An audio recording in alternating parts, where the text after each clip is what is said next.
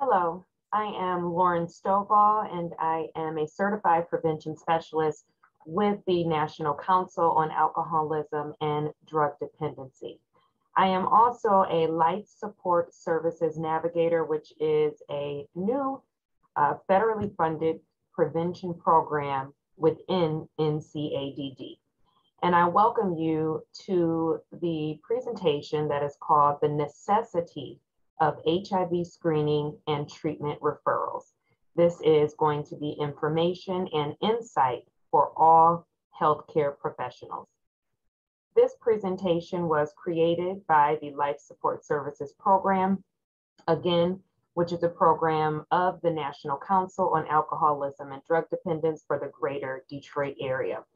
And I thank you so much for taking the time to engage with this presentation that has been curated, created, and crafted, particularly with you in mind as a healthcare professional. And so before we begin and move further into the presentation, I want to take a moment and expound on a word that is in the title, and that word being necessity. Necessity, which means vital. The definition of necessity says that it is the fact of being required or indispensable, the state of being necessary. That is the definition of necessity. That word is intentionally in this title to stress upon not just the importance of HIV screening and treatment referrals, but again, the necessity of HIV screening and treatment referrals, which means again that it is necessary for us, for myself and you as a healthcare professional working in the healthcare field of work to screen for HIV and then also offer treatment referrals. Let's go ahead and move forward along the presentation. So next up, we have the presentation overview. And so this is essentially what we will cover in this 1 hour presentation. I do want to note that essentially this presentation is more of an awareness presentation to make us just that much more aware of the necessity, again, of HIV screening and treatment referrals. So throughout this presentation, again, here is an overview, which is HIV screening and treatment referrals are necessary. We are going to reiterate the role of SUD treatment providers and healthcare professionals alike. We are going to go over case management as a useful and effective tool for patient care. And then lastly, we will be reviewing the NCADD GDA LSS program as a resource. And again, that acronym LSS is for Life Support Services, again, which is a program and a resource within NCADD.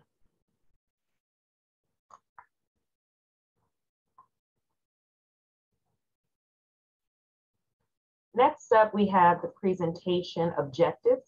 And I know that this may seem redundant. We went through the overview, and now we come to the objectives, which may appear to be redundant.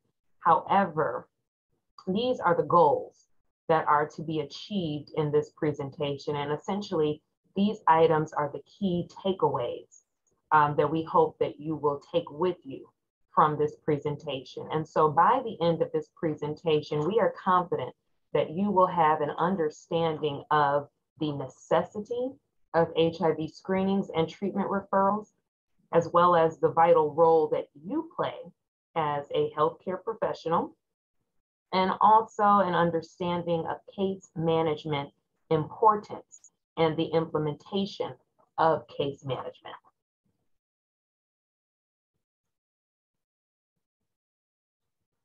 And so please turn your attention right now to go over a brief video that is going to review with you what HIV is. It is going to touch on screenings and treatment. And essentially, I call this video, it is a nice crash course in HIV. And so it is essentially the one-on-one of HIV. And so again, it's the basic testing, the prevention, and the living with HIV information that you will see in this video. And so I'm going to press play. And again, this is the HIV basics. So this may be items or things that you know, do not know, or it's just a reiteration or review of what you know about HIV.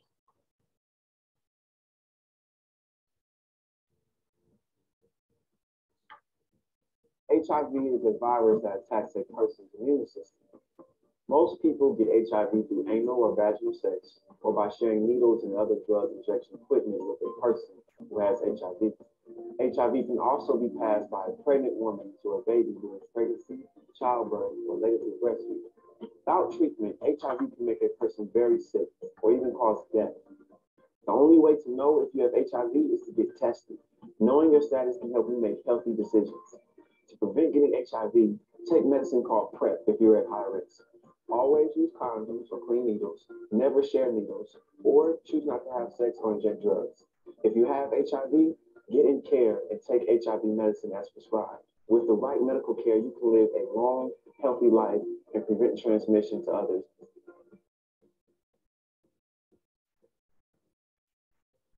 The only way to know for sure if you have HIV is to get tested.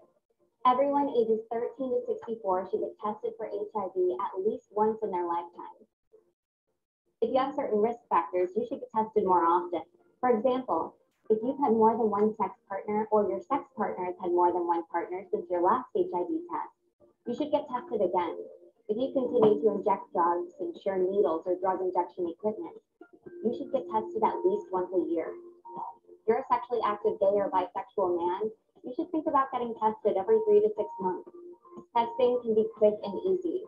Some tests take as little as 20 minutes, and some don't even involve a needle. You can also buy a self-test kit at a drugstore or online.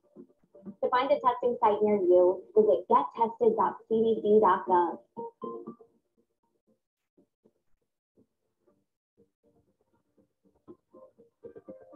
If you are sexually active or inject drugs, there are more ways than ever to prevent HIV. You can use condoms every time you have sex. You can never share needles or other drug injection equipment. You can take medicine called PrEP. When taken as prescribed, PrEP is highly effective in preventing HIV from sex and injection drug use. You can get tested and treated for other STDs, since having another STD can increase the chance of you getting HIV. You can also choose other sexual activities with little to no risk for getting HIV, such as oral sex. But remember, oral sex can transmit other STDs like chlamydia, gonorrhea, or syphilis. If you inject drugs, you can lower your risk by using clean needles or cleaning your used needles and drug injection equipment with bleach and clean water. If your sex partner has HIV, you should encourage them to take their HIV medicine. HIV medicine can prevent sexual transmission to others.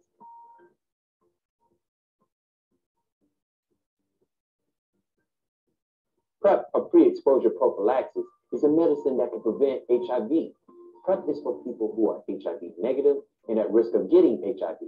This includes people who have a sex partner with HIV, people who don't always use condoms, or people who have been diagnosed with an STD in the past 6 months. PrEP is also for people who are HIV negative and sharing needles or other drug injection equipment or have a drug injecting partner with HIV.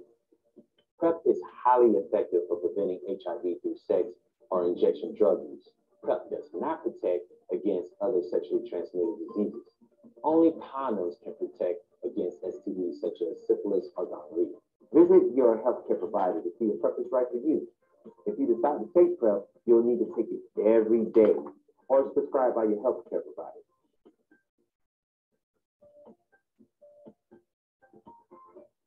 There's no cure for HIV, but it can be controlled with treatment. And people with HIV can live long, healthy lives. If you're diagnosed with HIV, get started on treatment right away. If you take your HIV medication as prescribed, the amount of HIV in your blood, or your viral load, can become so low that a test can't detect it. This is called being undetectable. Getting and keeping an undetectable viral load can keep you healthy.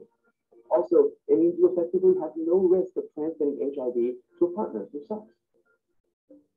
If you're pregnant, having an undetectable viral load will greatly reduce the chance of passing HIV to your baby.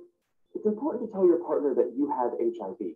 You and your partner may want to consider additional prevention options like condoms, medicine to prevent getting HIV, and making decisions that are right for both of you. Finally, talk to someone with HIV. Find a local support group and learn about services in your area to help you get in care, stay in care, and live well.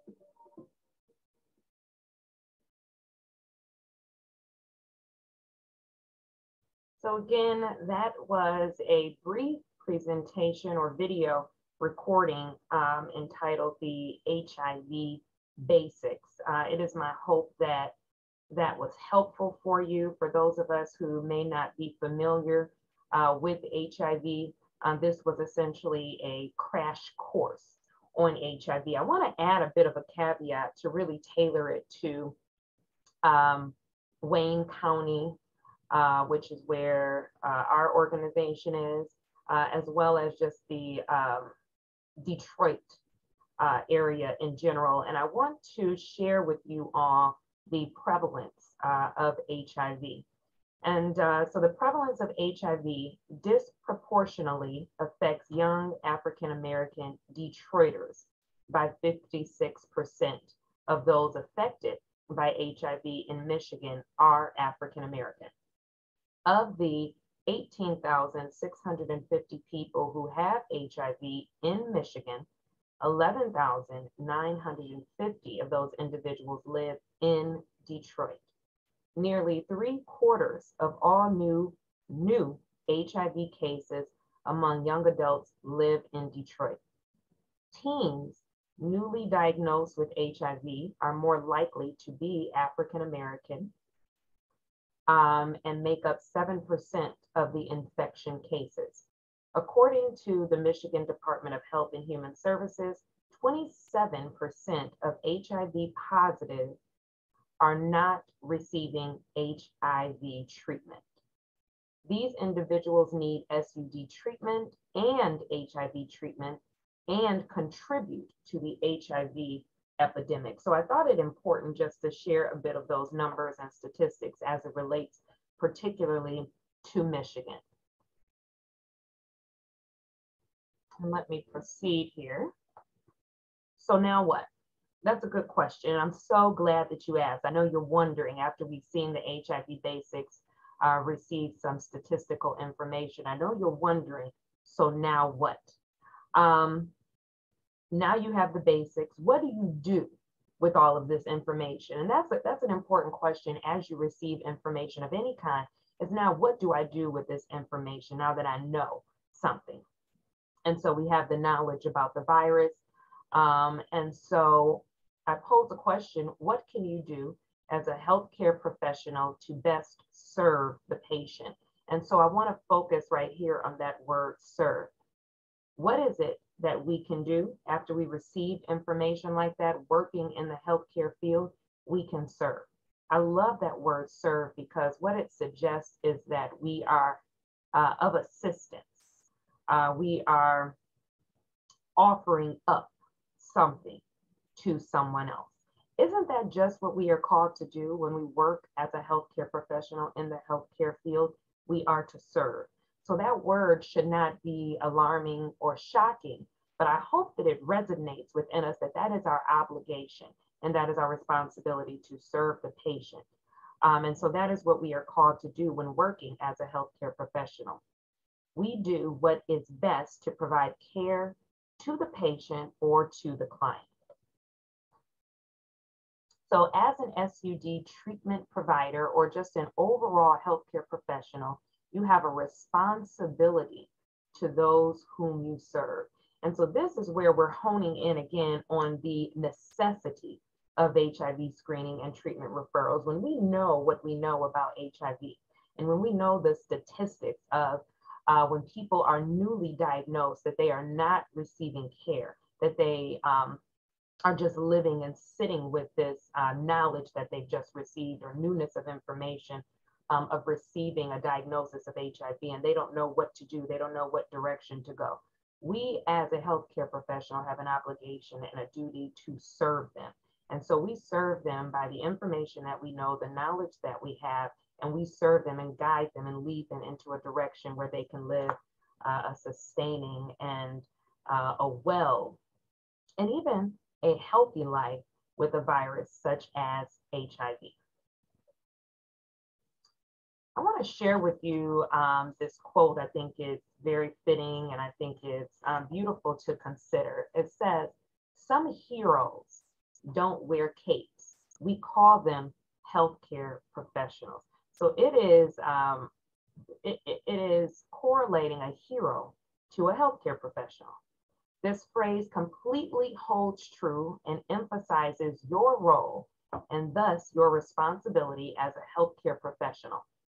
Healthcare professionals play an extremely critical role to their patients in all our lives by doing the following 4 points: by providing patients with preventive services and or medication, preventing diseases or viruses from spreading, educating people about prevention, cures, and other such tips, and then disseminating information about how to live healthy lives. And so when in alignment with those aforementioned points, the need, again, the necessity for HIV screening and treatment is there. If we are adhering to all of these roles, these 4, and there might be many other roles, here I'm highlighting just 4, that as a healthcare professional that we are to do, that is our role and responsibility in serving our patient and our client. If we are instilling and endeavoring to do these 4 points, the need for HIV screening and treatment is there. I hope that that is clear, because you are a hero in a sense. And so for the sake of this presentation, we will define a hero as a person that puts oneself before others for a good cause. What is the cause? To have an opportunity to save a life. That is the cause. And so that is you. That is what you are called to do. That is the cause that you are endeavoring after. And so that is every healthcare professional, or it is what we have a responsibility or even an opportunity to be, is a hero. At the first contact with a client or a patient, they're coming to us because there is a need, right? There is a necessity.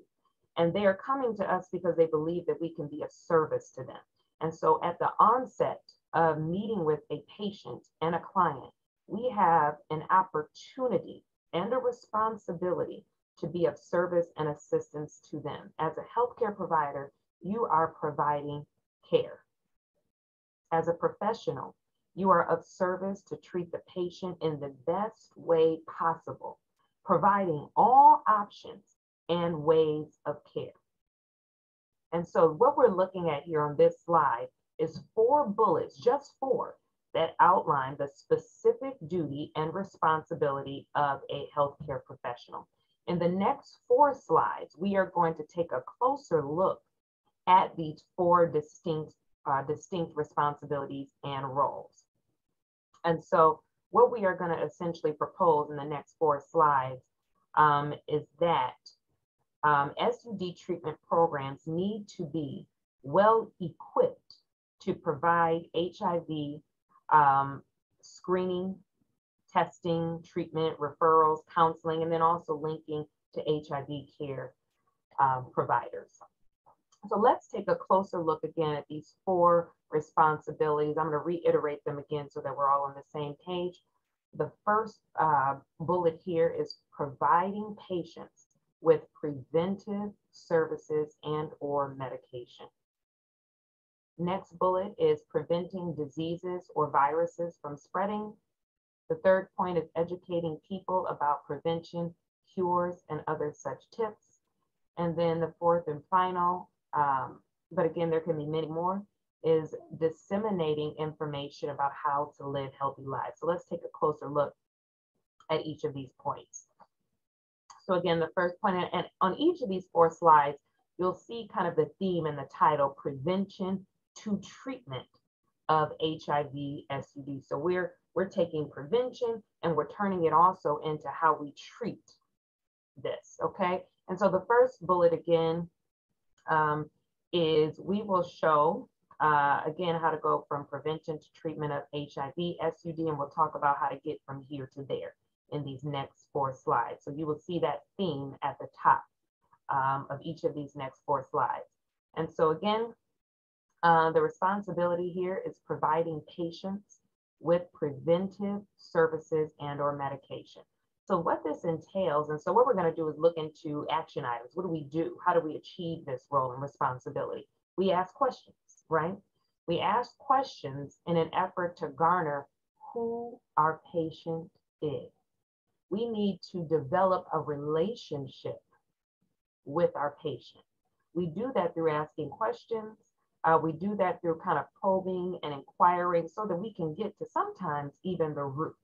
Our patient or client might be coming to us for a particular reason that they believe, but as we start asking questions, as we start inquiring, we're doing this because we care, right? And because we want to offer the best service of care. That is why we're asking these questions. And so as we start doing that, we're developing a relationship so we can sometimes get beyond what they believe they came in for, which might be real and relevant and needs to be addressed, but sometimes there's also some underlying things. And so again, through asking these questions, we're essentially developing a relationship. And one of the great things about developing a relationship, particularly as it relates to being in the healthcare field, is that we're ensuring trust and a bond with our patients to make them feel safe and comfortable. A lot of times patients and clients are coming in, they're coming in a very vulnerable state. And they don't know what to do, which way to turn. And sometimes they're dealing with things in isolation or by themselves. And so they're coming to us. And so we have an opportunity to ensure trust and a bond and offer them some form of safety and comfort.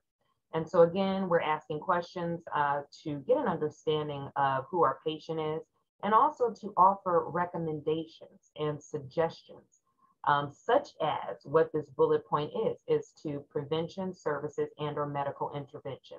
How will we know what medications to suggest or what preventative services to suggest or inform a patient of if we do not ask the questions, and also if we're not screening or testing, right?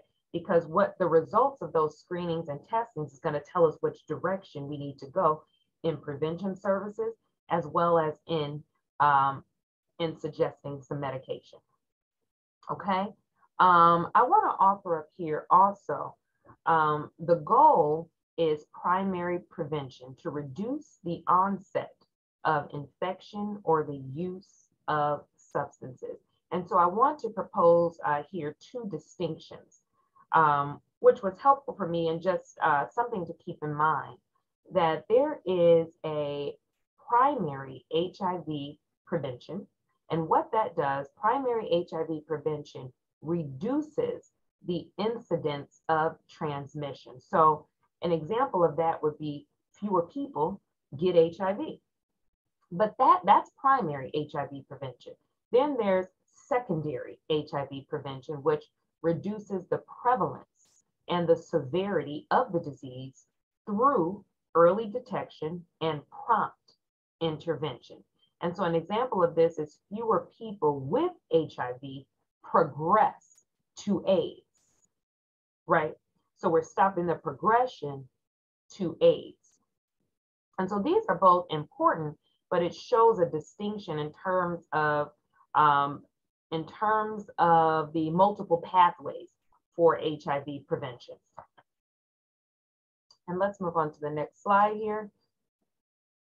So the next role and responsibility that we have as a healthcare professional is to prevent disease or viruses from spreading. And so again, as I mentioned about the 2 distinctions or pathways of HIV prevention, Again, the primary one was to reduce the incidence of transmission, so fewer people get HIV, but then the secondary HIV prevention reduces the prevalence and the severity, so the progression from HIV to AIDS. And so here, when we consider preventing diseases or viruses from spreading as a responsibility that we have as a healthcare professional, this entails knowing the patient's health status. It's important to know that because that can greatly aid in the prevention of such diseases spreading, right? And so it also aids in focusing the appropriate direction and level of care needed for each individual patient. Knowing the patient's health status, we know that we're asking questions, we're inquiring, we've done, right, some testing or some screening to determine the status of our patient. And so then we know kind of what direction to take with our patient, where we go from here with the information that we have. So professionals should offer universal HIV screenings for people experiencing substance use disorder.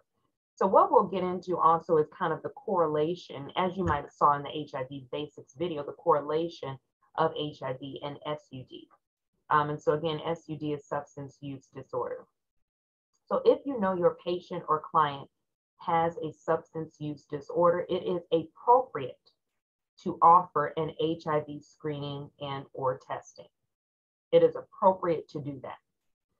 For patients experiencing a substance use disorder who are not living with HIV, and we only know that because we've done screening and testing, then there is an opportunity here to provide HIV screening and testing, prescribe PrEP and PEP, provide education on harm reduction strategies. So if your patient or client has substance use disorder, we also want to offer, of course, right, prevention mechanisms. So we want to talk about so that they don't cross over into HIV. So condom use, strongly suggest not sharing needles. And so also this is a good pathway to implement counseling programs to support substance use disorder recovery, again, so that we can prevent HIV. If your patient or client who has HIV, what the studies have shown is that the sooner people start treatment after diagnosis, the more beneficial for recovery. So working with the patient to create a plan of action is vital. So there are many ways to prevent a spread. Testing identifies an individual's HIV status and is the first step in linking those newly diagnosed with HIV to care. Testing also helps prevent HIV transmission and new infections. Individuals who are undiagnosed or unaware of their HIV status account for nearly 40% of ongoing HIV transmissions. So again, with our role and responsibility here as a healthcare professional, we have a role and responsibility to prevent disease or viruses from spreading. And how will we know, right, how we treat if we do not screen or test? That is a question that I'm going to continuously have you think about. How will we know these things, which are things that we need to know, are vitally important to know about our patient or client if we do not screen or test? There is a fact here listed that says in the United States, about 14% of more than 1 million people with HIV do not know they have the disease. Don't even know it. So again, stressing the importance of HIV screening, testing, and then also treatment referrals. Next up here, our role again and responsibility as a healthcare professional is to educate people about prevention, cures, and other such tips. So again, you have a responsibility to educate yourself first. I love that. It's just like when you're on a plane, they say, put your mask on first. So how are you going to provide education and share information if you have not done that for yourself first, right? So as a healthcare professional, we have a role and responsibility to get the information. That's why there's so much ongoing training in this field of work, so that we can stay up to date with cures, right? With treatment, and just what's happening in our communities, and having statistics on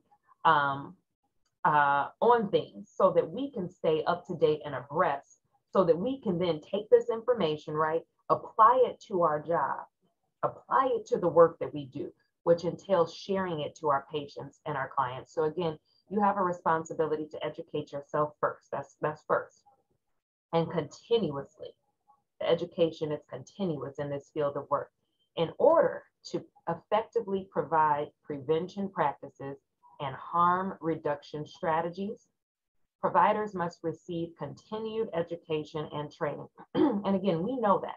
We know that in this field of work that there is continued education. To effectively implement screening, assessment, and treatment programs, providers must receive training and education. Even this training right here, this presentation, what we're getting at is just the necessity of our role and the role that we play in our clients and our patients' life. That's what we are getting at here, is that we have a job to do. We have an important job to do. We essentially can be a hero, right, to our patients and our clients. So primary HIV prevention reduces the incidence of transmission. We've talked about that. Whereas secondary HIV prevention reduces the prevalence and the severity of diseases, again, through early detection and prompt intervention. Okay, so again, educating people about prevention, cures, and other such tips. How will we know what to educate on if we do not screen or test and treat? So we won't know what education we need to share with our patients or clients if we do not screen or test it, right? So it's essentially the screening and the testing is going a bit deeper. So now, again, we're trying to get to the root of something, right? And so because we're looking to treat the whole person. And so a lot of times that entails looking beyond the surface. And so again, those deep dives into questions, and again, screening and testing will allow us to know how to educate our patient and our client and share with them if there's any cure for if they have contracted something or they have been diagnosed with something. We can offer some support by ways of cures. We can offer some treatment plans. We can offer some referrals for other care and other support. But again, we won't know this if we have not screened, tested, or treated them. Okay. And lastly here, it talks about, again, our role and responsibility. This is now the fourth bullet point, is as a healthcare professional and in this field of healthcare work, our role and responsibility is to disseminate information about how to live healthy lives. At the core and the root of it all, we are talking about how to live healthy with our patients and our clients. We are sharing with them, what does a healthy life look like? And we're talking about ways in which how to do that. So consider every patient contact as an opportunity to educate and bring awareness to the importance of living healthy and engaging the patient in what a healthy lifestyle entails. It's important to note that it's not about perfection, but it is about ensuring that your patient or client knows how to live a healthy life and what that looks like, right? And that looks like the whole person being healthy, right? Not just physically, but also mentally, spiritually, also socially within our interactions and our environment. And so it's, again, an opportunity and a responsibility to define healthy living. A lot of times we don't even know, what does that mean, right? What does healthy living look like? And what are the steps to take to do that? So again, providers may encounter a variety of challenges when working with people, particularly with people with co-occurring, which is SUD and HIV, including treatment complexities of co-occurring conditions and barriers to both HIV and SUD treatment plan adherence. And so it's important to talk to our patients and our clients about, even though I have this, right? We're talking about a patient who has been screened and tested and found out that they do have HIV. How can I live a healthy life with HIV? Is it possible? And so it is our obligation to share and disseminate information because it is possible, right? And so they've come to us to know how. How do I live with this in a healthy way? And so we have an opportunity at the contact to disseminate information about how to live a healthy life. Okay? So the heart of the matter is this. As a healthcare professional, you have an obligation to screen and treat. It is our hope that that was made clear from the roles and responsibilities as a healthcare provider to be a hero, that it is an obligation and a responsibility to screen and treat, knowing all that we know about HIV, knowing all that we know about SUD and HIV connected and how they are intertwined. When a patient or a client comes to us, we have an obligation to screen and treat. It is right within alignment of our duties, our roles, and our responsibilities.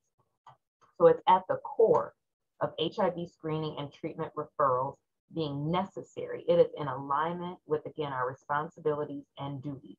It is within the wheelhouse of care to any and all patients.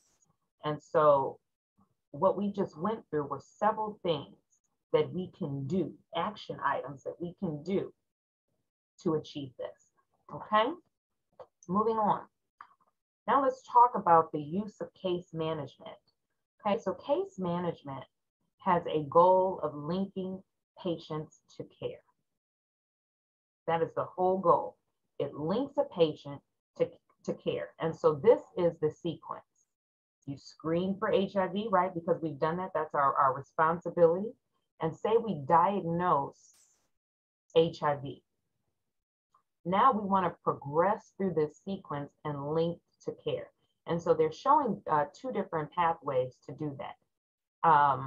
Linking to care will improve survival and quality of life, and then also prevent new HIV infections. So this is important.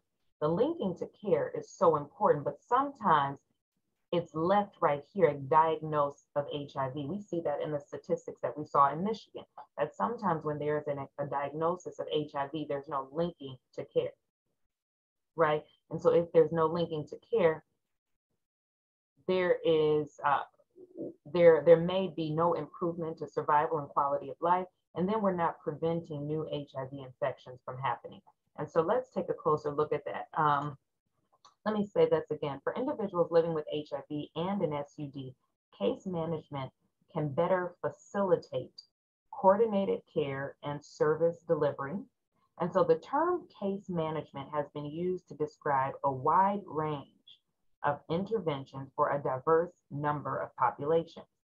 For the purposes of this advisory, case management is the term used for coordination of care provided to people with co-occurring HIV and SUD that attempts to meet the multiple psychosocial and physical needs of individuals seeking assistance.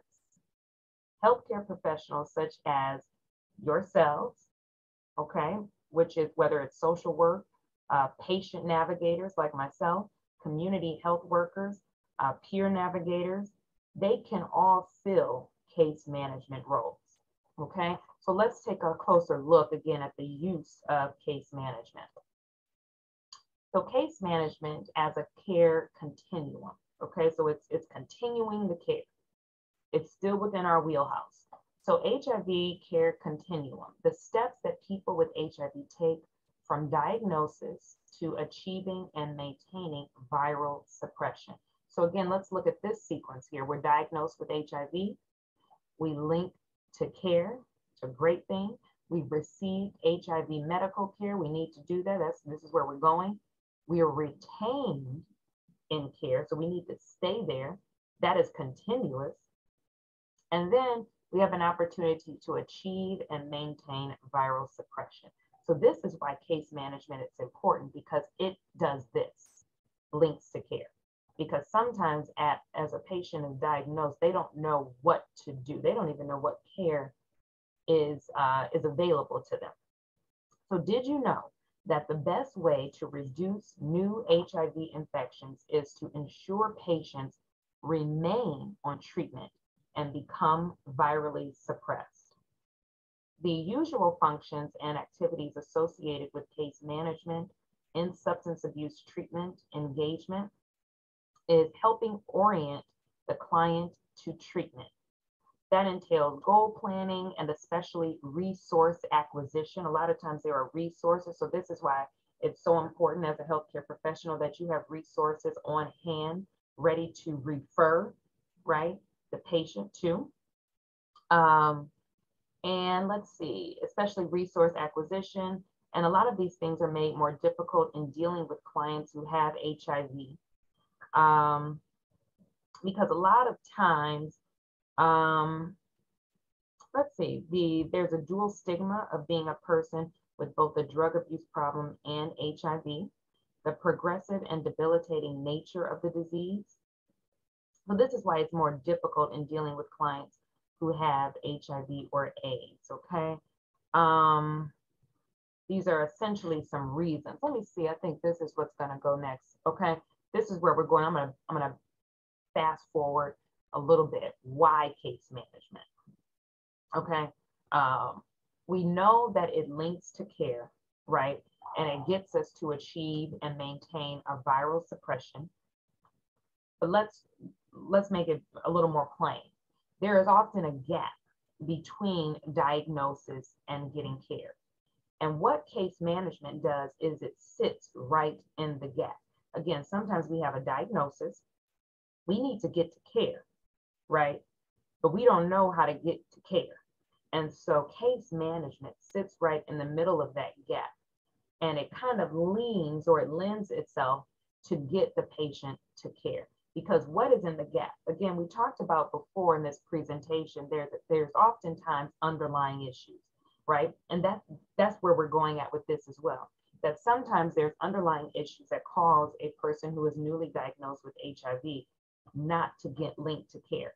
Some of those things that sits in the gap are health insurance or financial challenges, lack of transportation, okay? There is some emotional instability. There's unemployment, there's family problems, there's a lack of support. So there's a lot of things that are in the gap that prevent a person from getting linked to care.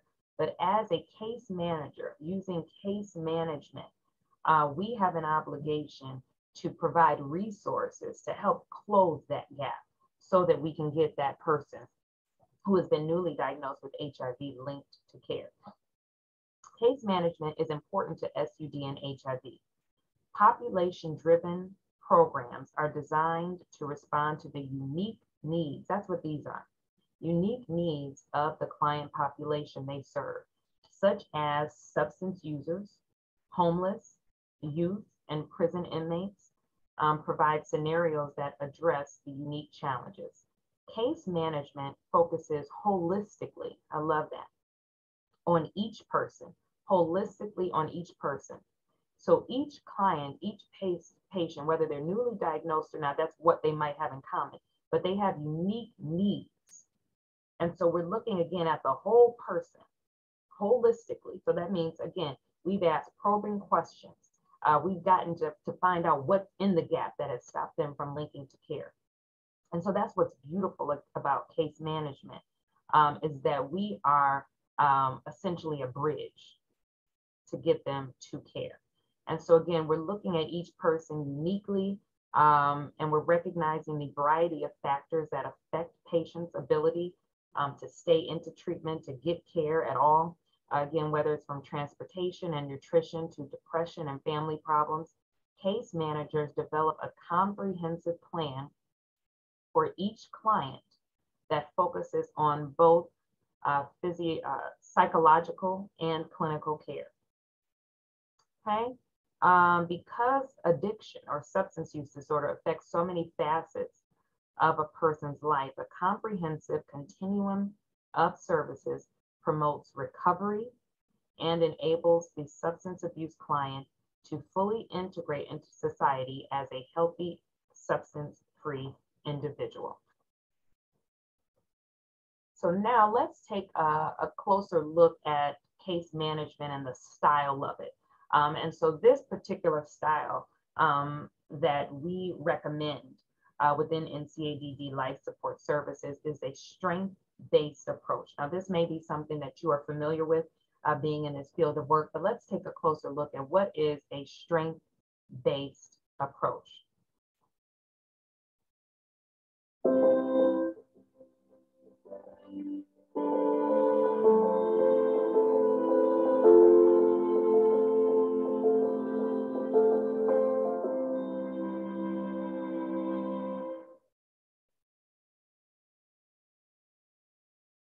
A strengths-based approach. A simple phrase that has different meanings for different people, but an approach that, when done right, opens up many possibilities. A strengths-based approach can be used in any intervention, in any setting, with any client group, including carers, and by any social or healthcare member of staff. The CARE Act puts a strengths-based approach at the centre of any intervention, placing the individual and not only their problems at the centre of the process, and highlighting what is strong rather than what is wrong, identifying the resources someone has within themselves, as well as who and what support they have around them. This ensures that all their strengths and talents are identified and considered in all interventions, not just their needs and personal outcomes, such as what is important for them or what they would like to achieve. At the end of the day, the core duty of the CARE Act is to promote individual well-being, which is broader than meeting eligible needs.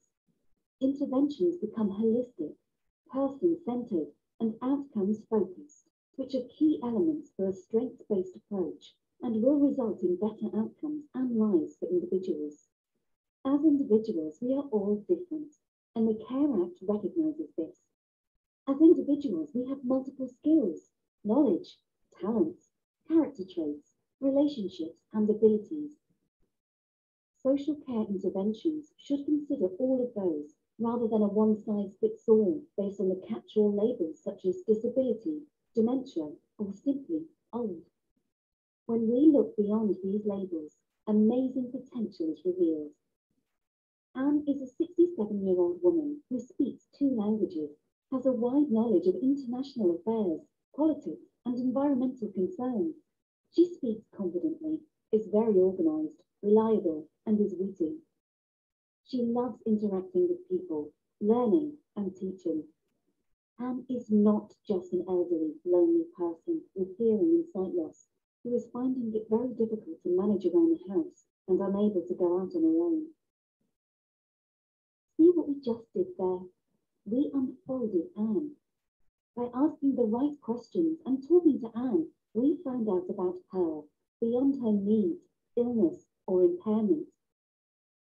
Rob is a 75-year-old man who lives with his wife in a first-floor flat, and he has 1 daughter who lives in another city. Rob has difficulty communicating, and up to now, his wife and daughter have spoken to professionals on his behalf. Rob has a care package to support him and his wife as a carer. Rob had a fall, and a reassessment has to take place. The practitioner commissions an independent advocate, Leanne, to maximise Rob's involvement in the process.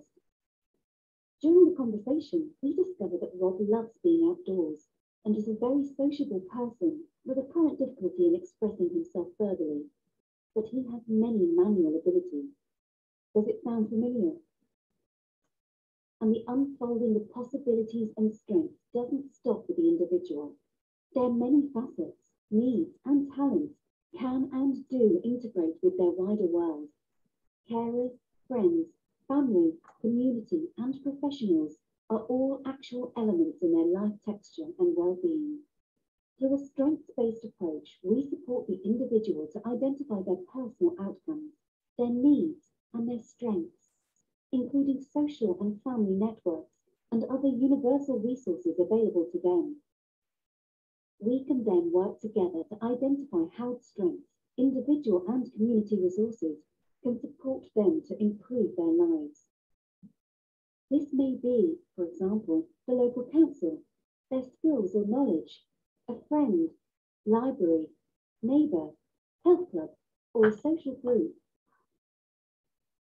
And for practitioners, a whole lot of extra work during an intervention? No. When we talk with individuals, we have to create relationships based on a collaborative process that will enable us to explore together what their strengths, needs, and personal outcomes are. We need to move away from asking questions on a form to having a conversation and building a relationship.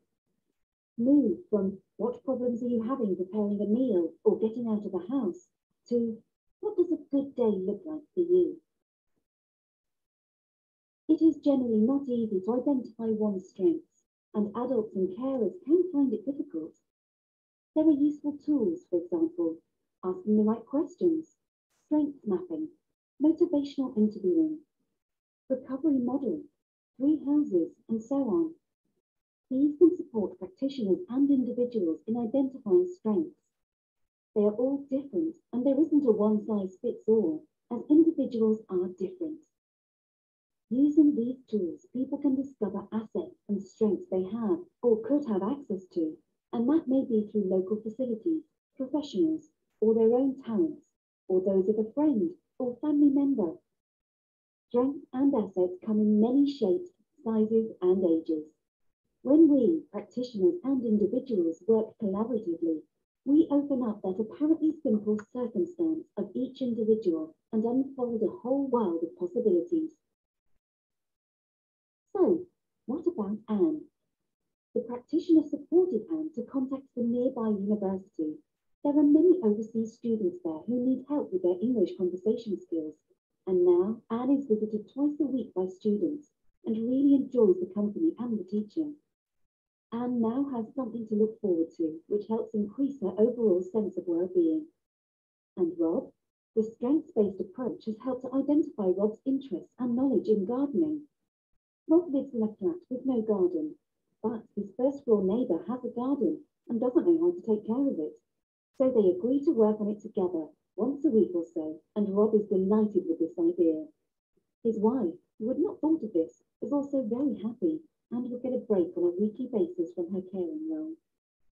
Sometimes individuals need support to get involved in the process, and we must look at how we can do this by changing times for meetings, locations, bridging gaps in communication needs, providing an independent advocate, and so on.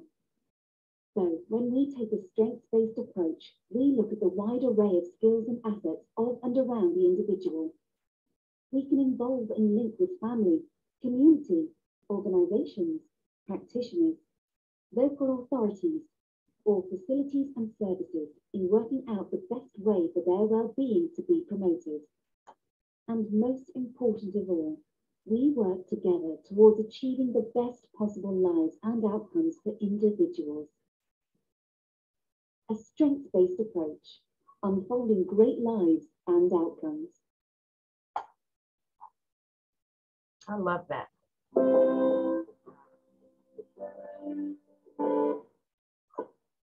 I love that. I particularly love the word unfolding. I love that it stressed the importance of a relationship, which relationship makes all of the difference. And so here's a quote here. A strengths-based approach to care, support, and inclusion says, let's look first at what people can do with their skills and their resources, and what the people around them do in their relationships and their communities. People need to be seen as more than just their care needs. They need to be experts and in charge of their own lives. So that's what this strengths-based case management approach does, is it allows the individual to look at, well, what are your strengths? What are your skills? What are your unique qualities and gifts and talents and your interests, and what support do you have? What can you do? Not what you can't do. And let's focus on what you can do. Even with having a new diagnosis like HIV, even with having a substance use disorder, we want to look at what you can do. and offer solutions to support that. And again, it also entails working with other community partners. So again, as a case manager, you also have to have your own set of resources to be able to support the patient or the client. So I love that. And so the strengths-based approach is something that the Life Support Services program here at NCADD does provide. And so as we prepare to close, I want to offer up the Life Support Services program, again, which is a new prevention program through the NCADD Greater Detroit Area Organization.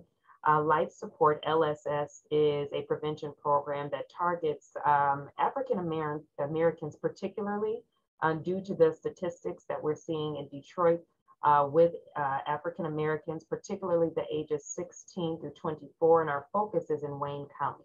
And so again, it is a prevention program designed to address the necessity of HIV screening and treatment referrals while including SUD and HIV education and awareness with a case management component. And so I thank you so much for your time, for your interest, for your due diligence as a healthcare professional and provider to